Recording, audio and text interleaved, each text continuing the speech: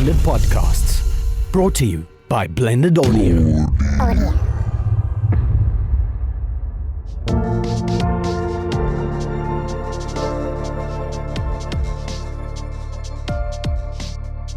ArtPod is a South African-focused visual arts podcast hosted by Claude Chandler. Join me weekly every Saturday as I'm joined by a new guest who occupies a position within the visual arts community, ranging from fine arts, tattooing, framing, and logistics.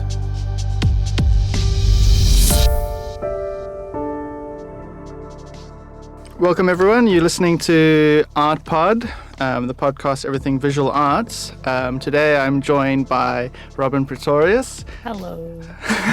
Thank you for being here. I think you are our first Cape Townian, like thoroughbred Cape Townian. Everyone else. Am I really? I think so. I only know 4 people from Cape Town who are actually born in Cape Town. You are from Cape Town, no? Yes? Yes, I am. Cool. For those of you who are listening, I met Robyn in art jamming. That was our kind of first encounter. For those of you who don't know, art jamming is basically an art retail and entertainment store. /studio. /studio. Well, that's how we used it.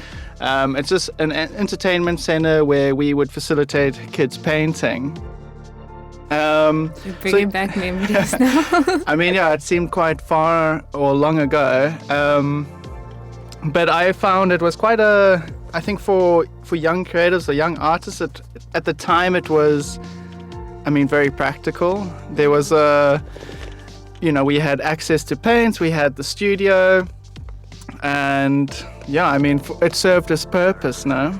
Yeah. Also because I think we as creatives, we kind of found a way to somehow still be creative when we're supposed to do a lot of, our duties, our job duties. I don't give away too much now. But yeah, for me, I kind of, moving to Cape Town, I was at a point where I need to earn some cash. It's either waitering or then there was this other option here, and I just thought it kind of all worked out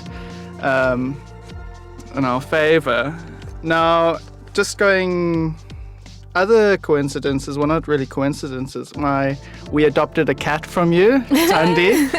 And then I also found out in doing some research that you went to the Tygerberg Valley Art Center. Yeah. So that's where my wife's teaching now. Tygerberg Art Center. Yeah.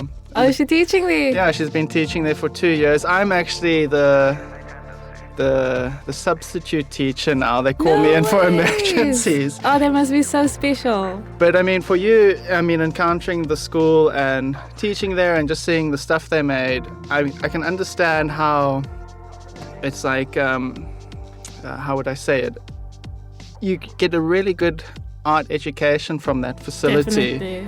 And I know for you that was a big part of your art journey in your career. Definitely.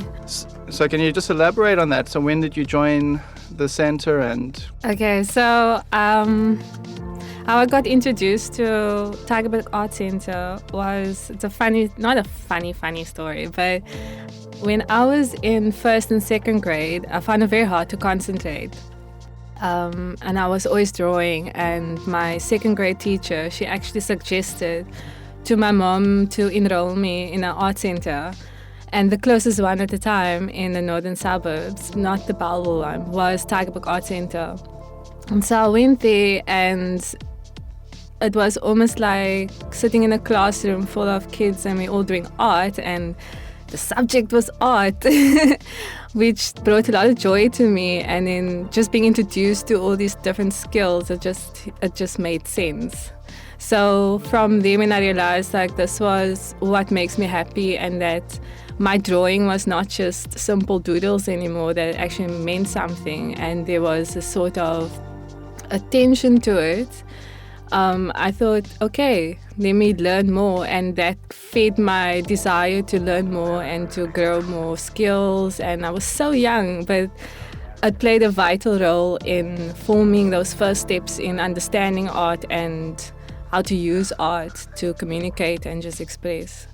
And did you stay with Tygerberg all the way through high school, or? Oh yeah, so I stayed there from my second grade right until matric. Okay. So I think when you get to the 10th grade or the 9th, I'm not sure anymore. It's a long time ago. You get to choose your specialized subjects, and I chose graphic art. Okay. Because I was already doing art at my high school already, so I've gotten my painting fix over there. So I just wanted to explore something different, and at school offered so many options that I could be fearless in choosing something that was totally unknown to me, which was anything graphic. Sure. And I definitely see that graphic influence in a lot of your newer work, especially the background or of the portraits and figures you're doing. Yeah, so whenever I'm practicing like certain techniques or just refining what I'm doing and just pushing myself, I'm finding myself quite often going back to what I've learned in the art school than my further studies or in my high school. It was always the lessons I've been taught over there. So, and now that I'm becoming more, not becoming, that's the wrong word.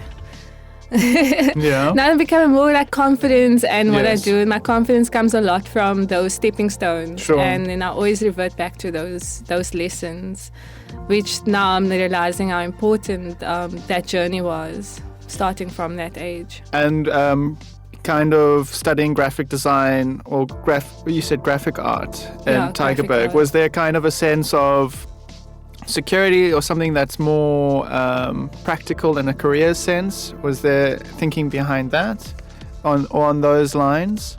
Well, during my experience over there. Well, just in terms of choosing that particular subject, because I know you could do like ceramics and pottery or textile design, and I would imagine going for something more graphic, there could be a sense that if later in my career it's a more practical skill to have. Because I'm sure we've all fine artists have come to that point where you kind of you're stricken with fear and you think, what the hell have I done to myself? What career is this? And I mean, that fear. And then I think always just trying to find a sense of security wherever you can. Like, I mean, even before I moved to Cape Town, I worked with a hangman or hanging artwork, a freelance, and I was just like, in case things go awry, I can at least freelance as a hangman, I guess, for the time being. Yeah. Because you also have I mean, reading up on you had the cartoon affirmation where you were the youngest cartoonist in, if you could just... The Sunday Times was in a teenage insert, I think, called Scum 2. Yes. But it was driven at the time from an organization called Love Life, and it was about safe sex education. Cool. Not that I knew much about it. Yeah, and then you said, and I was the youngest cartoonist. They start them so young. Yeah, so, no, that part I did not know, but what was exciting was the challenge. And I think what drove me and encouraged me to make these choices that was quite bizarre at the time, because it involves forward thinking, like your future. But for me, I come from an area like the Cape Flats where I knew I had quite a good sense of awareness as a young child, especially growing up in the Cape Flats, and I knew that the knowledge I was getting was kind of difficult to get at that time. It's obviously more accessible, a little bit more accessible today, but back then I knew that what I was being taught was golden, and that I needed to take advantage of everything. So at that time I knew my strengths were painting. So I didn't feel like, and not to sound like I'm, boosting my ego or something, Sure, but I knew what my strengths were, and I just wanted to push myself, and I wanted to learn more, because I wasn't sure whether I would make it into varsity further in my life or so. So my focus wasn't actually, having a backup plan or my future or anything. For me, I was just literally a sponge, and I was just soaking up every art knowledge that I could get, whether it was something bizarre as, I don't know, pottery or clay making to graphic art. It was just another skill, and I thought the more skills I can learn, maybe I wasn't aware at the time, but I'm seeing how everything that I've learned has been somehow incorporated in my art process today. And you said you furthered your studies. Yes, I did. I got into Stellenbosch University. Oh, amazing, yeah. But I studied graphic design because that's when I realized, oh, damn, I actually need to have a career. Yeah. I need to make money. And I come from a family where, you must have a job and, it's all about hard work and hard work only. And I get it, it's important, but Sure. I was pretty much the only creative child in the family, so I needed to find lessons outside. And then I started getting worried because I felt like I wasn't aware really of what was expected from me and what career would be favorable to my art process. I didn't even know what art process was. I just made art and enjoyed it. Sure. And then when I realized, like, damn, I need to make money or something, that I need to choose something that's going to give me money, but I don't want to give up my art. So why not be creative and have a better chance of getting a job, graphic design. And then when I started graphic design, I realized that I was more of an artist than a designer, and it conflicted me at the time. So my journey at Stellenbosch University was, I didn't go all the way through, but I did switch over to fine art in my second year, I think, But then life happened. So I had to unfortunately leave because I obviously lost my bursaries and stuff, making a choice like that. Sure. Yeah. No, I mean, like my very good friend Cameron, he was a year younger than me. I just finished first year fine art. He was finishing matric and he phoned me. I remember the day and he's like, Claude, I'm also going to do fine art. I'm amped. I'm just like, don't you dare do it. For me, I was just, I got him to do graphic design and I think he's doing very well in it. But it's just, for me, that kind of fear for, just how I know how hard the career is and how also emotionally taxing it can be, especially the time when you are, you're starting adulthood, those stages. And then life just throws you all these curveballs. But I didn't give up, and I knew I could always come back to studying and finishing it off. But luckily, like I said, I had a good foundation in art, so I knew where my strength lies, and that's when I still continue doing freelance work and whilst working as well, especially when I met you. No, for sure. And I think like that when everything was starting to bubble and I think you were starting to pick up momentum, you had the New York trip in 2014, correct? Yes. And with the tongue, who I'm also going to have on the show. I mean, I absolutely love a tongue. He's the man. He's just so... He's such an inspirational... Complete inspiration. Creator. His brain is amazing. I'm so jealous of him. I'm absolutely jelly. I think you had the New York trip, and then soon after, I think it was months or maybe just under a year, you started popping up in Youngblood and G2. So what was that transition like? Sure, that was a transition and a half. Yeah, because you say goodbye to something that was paying you steady, steady income, I would say, some bits. Yeah, I had to give up my security. I think that was more the issue. Well, to be honest, I did still had a little bit insecurities with the career, being an artist and making that move. So I've always worked and focused on my work on the side, and always tried to do my artwork after working hours, and then which didn't really help, not at all, because you come back so exhausted. Sure. And it got to a point where, and I mean, I was still in retail, and it got to a point where it just came too much. There was way too much toxic environments and toxic people, and it just got to me at the stage where I'm like, what am I doing? And I was thinking I was supporting a passion, but I wasn't putting my passion first. So I had to make a very tough choice to leave my work, and I was like, nah, I have to do something. I have to start putting up my socks and really believing in myself, and just go for it. And I made that plunge after 7 years of working. I just said, no, what makes me happy? I literally had to ask the hard questions. My art makes me happy, so why not? If anything happens, in this journey of making such a tough decision, at least I put my art first. And art is such a large part of myself, and the only regret I have is not doing it sooner. Sure. No, yeah. So when I left, I took a year off to market research and really start building relationships and speaking to galleries. And the first one I spoke to was Youngblood, because I also started learning from previous relationships, just dealing with galleries and how can I say, the interaction. And sometimes it was not so lekker. So Sure, yeah. But then I've always heard good things about Youngblood, and that they focus on the development of the artist. Now, my choices was made based on how would I grow if I make this choice. And I felt like at that time Youngblood was the best choice as an emerging artist just stepping into the art industry in Cape Town. And from there, I think I made a good choice, because they did help a lot in just guiding me and understanding how the industry really works. For sure, I think it's a huge part of the galleries play in the development of artists. And I always say it's so important to find a gallery that believes in you and loves your work and sees potential, because it becomes a business relationship. They invest time, they invest energy.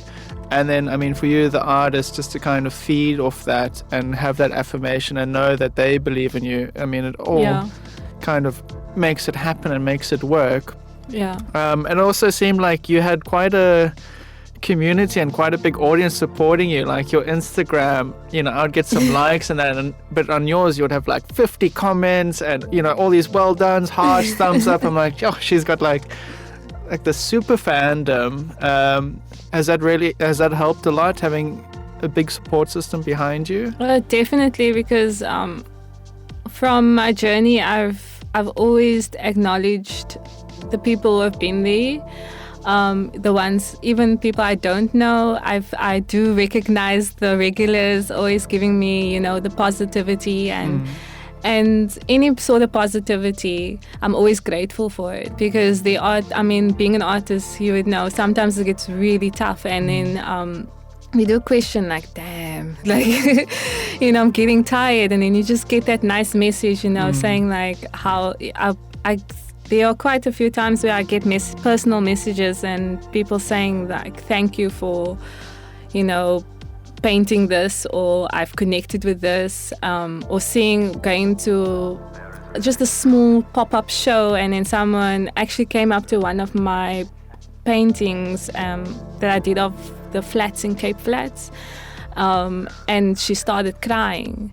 And for me, it's like, wow, like, you actually take a moment to step out of your own ego a little bit, and then you realize the power that your art has on people. So when I do see these comments and I see, people responding to it, I always try my best to say thank you. Sure. And it's also a good platform also to know how people react to your work, and see like what you're doing is effective or not, in the sense of building your career as an entrepreneur as well. And in terms of your role as an artist, for me, what I pick up from a lot of your work, you kind of deal quite a lot with colored identity. Would you say that's true, or? A little bit. I try not to focus too much on color identity. It's just my portraits are a reflection of my journey and where I'm from and the people in my life. And a lot of them are people of color, especially you can say so-called Cape Colors communities, because that's where I'm from. Yeah. So, and these are people that inspire me as well. These are people that I have, encountered and have made some sort of social impact on me, that I can be inspired by in my work as well. So So it's just by, how can I say, by default that Sure. my people are closely related to me, and obviously my, who I am as a Cape Townian and my experiences. However, I do feel that it is that the subjects I do choose is relevant for the time, especially now in this current climate that we are in, with what is going on in, calling the Cape Color communities or the Cape Flat communities hotspots, and it's a lot of fear and and tension going on. So it makes it more evident to celebrate faces that are objected to judgment and generalizing and stigma. No, for sure. I mean, a lot of the time when I view your work, there's a certain type of elevation. You kind of or transformation within the portraits, and you kind of elevate them to this majestic, these majestic figures.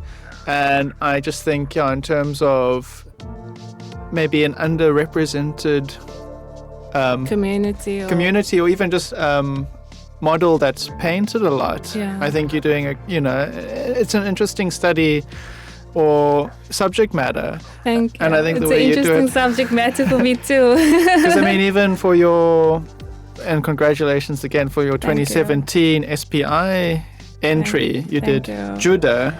Yeah, I titled it Blessed Judah. Okay, yeah, and even for me, the kind of the Hessian Rastafarian, the Muti sellers, I guess. Yeah. But I mean, even the way you painted him, it was this kind of elevation where you almost, you look like this real holy figure. And that's what I kind of see. Well, I see the transformation within your work. Oh, thank you. And going back to affirmation, you were the committee favorite, yeah. And then you got to have a solo show unfolded at next to Kate Arthur. Kate Arthur, I recently had her on, and and you even titled what was unfolded. Yes. What was the sub thing? Van Osse Mense in die Kaap. Yeah.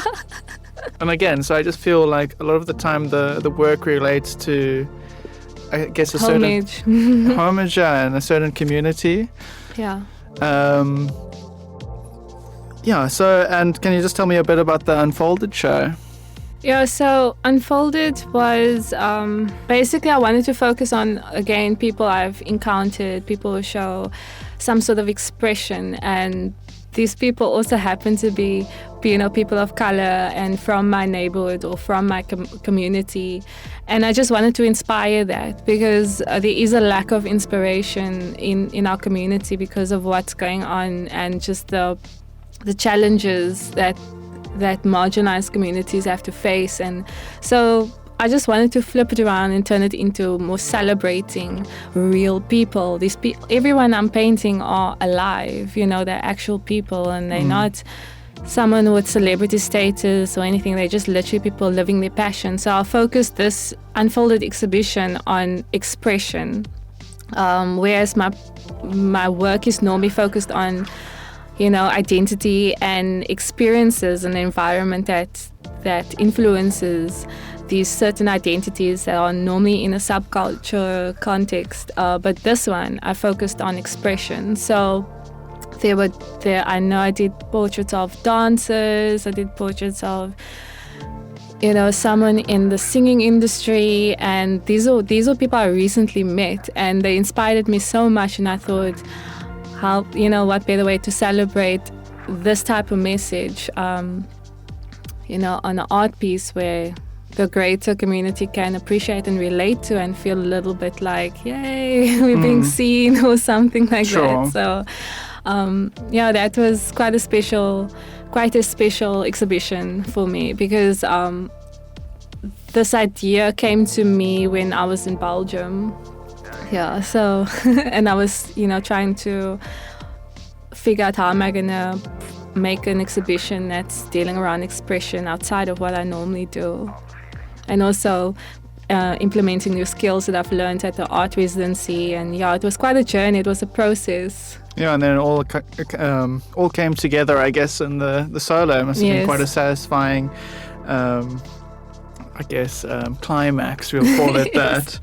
And then just before we have to wrap it up, the Nando's Creative Exchange, that show's happening in December, correct? Yes. Can you just quickly give us a brief breakdown of what to expect or what that's all about? Sure.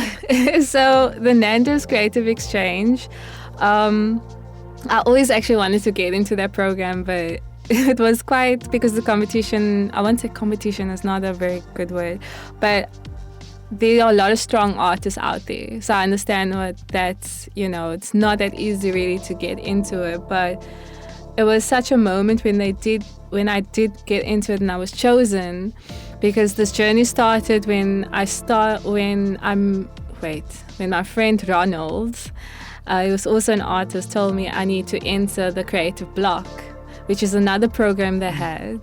And I started the Creative Block and I thought, I need to, somehow create this or grow this relationship, because it's Nando's and Speed Arts Trust. So, and I knew that there will be a lot of benefit and growth for me there. And then I managed to build a nice relationship with them, and then they got to know me as an artist and what I can produce, and then I was chosen for this year. And for me, it's just one of those. I'm still trying to process it, because it's just one of those goals that I always wanted, and I managed to get into it. So I'm really excited about the journey. There's a lot of help and mentoring going into the program as well. So at the moment, I'm literally in the heart of learning and growing once again in a new journey. Amazing. And then just to finish off, you also are collaborating with Woolies. That's a great brand to be associated with for Sir John's makeup line. Could you one last more elaboration on that, please?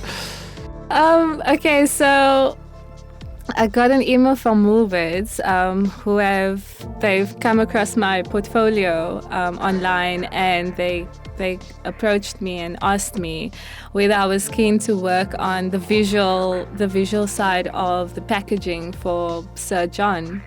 At the time, I didn't know who Sir John was. Fine, neither did I.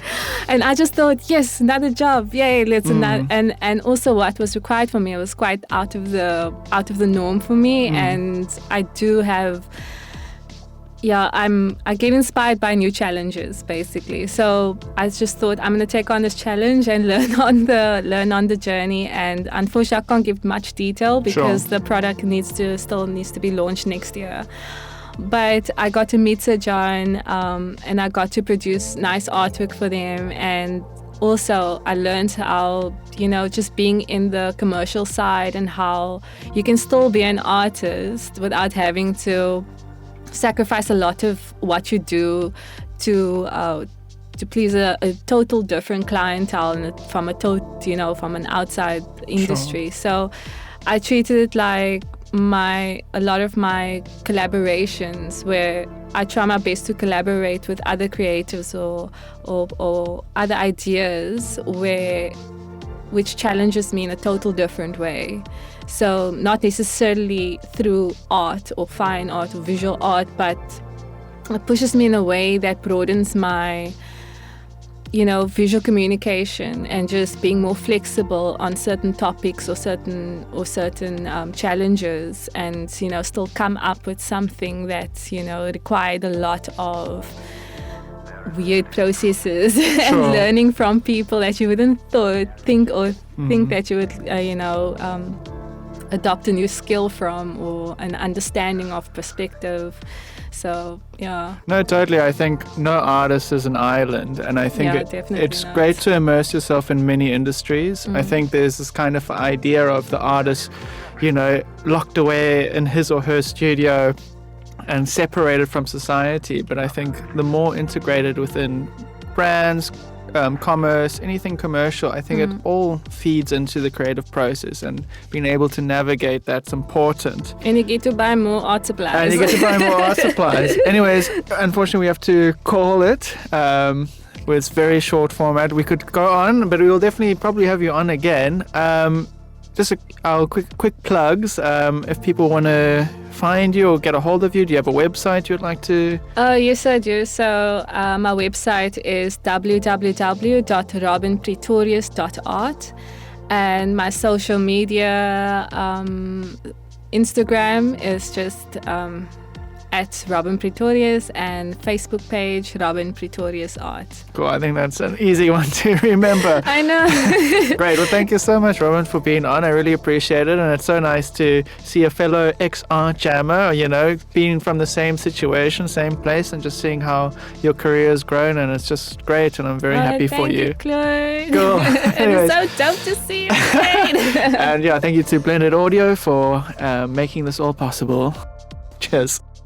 Art Pod is a South African-focused visual arts podcast hosted by Claude Chandler and produced by the generous assistance of Blended Podcasts, brought to you by Blended Audio.